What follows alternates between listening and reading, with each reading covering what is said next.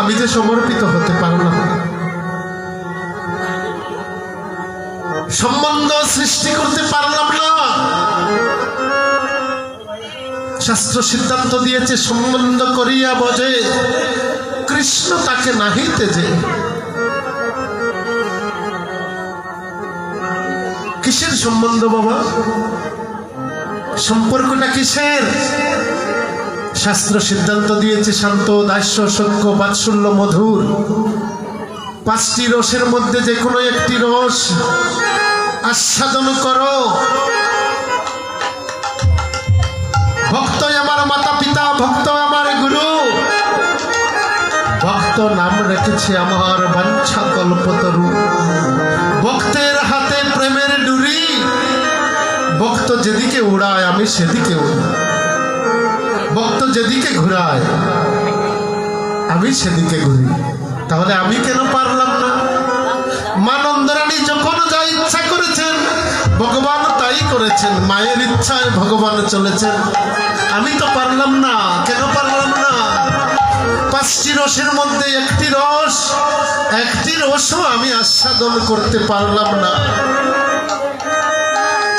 মা নন্দরানী বাৎসল্য প্রেমে পূর্ণ করে ভগবানকে বাৎসল্য প্রেমের ডুরি দ্বারা বন্ধন করেছেন। তাই জন্য গোপালকে যখন যা বলেছেন তাই করেছেন।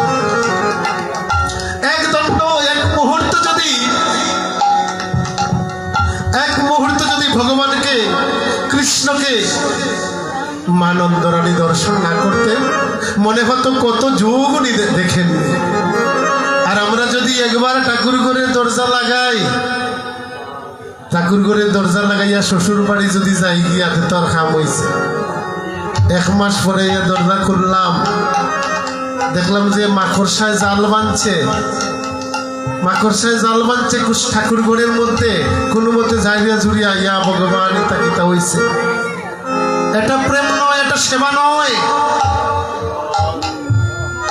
আপনি বাজার থেকে কত মন আপেল আঙ্গুর আনেছেন, এনে সেবা দিয়েছেন, এটা দেখার বিষয় নয়। আপনার অনুরাগ কতটুকু জন্মেছে। আপনার সন্তান যদি একবেলা খায় না, আপনার অন্তরে যেরকম অশান্তি সৃষ্টি হয়,